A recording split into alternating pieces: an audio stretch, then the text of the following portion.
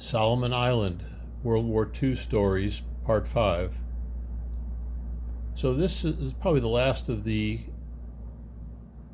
kind of what I'll call war stories of action that I really got him to talk about. And everything is still somewhat vague, but it was another one of his volunteer kind of missions.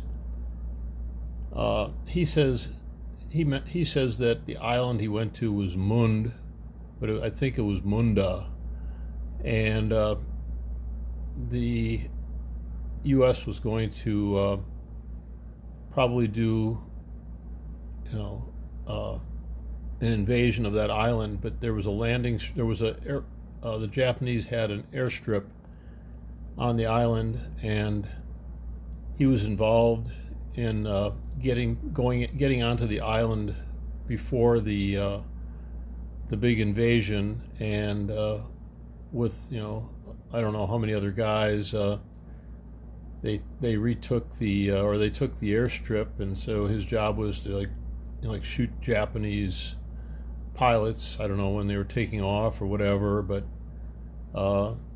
they were involved in that. And I said, "Well, what happened, Dad, when the invasion came?" And he says, "Well, we were already gone."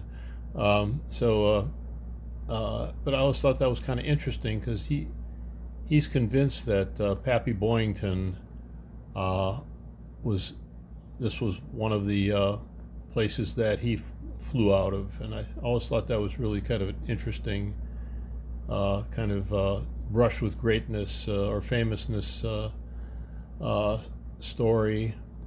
But I always like to mix in something a little bit humorous with his stuff. And my grandmother, always sent him letters, so there's a lot of correspondence. Now the mail, finding these guys around the islands was not that easy, and Grandma sent Dad a fruit cake that took at least a year to catch up to him. But he still always talked about how good that was once it got delivered. And to his dying day, he loved fruitcake. And man, that stuff was it wasn't for everybody.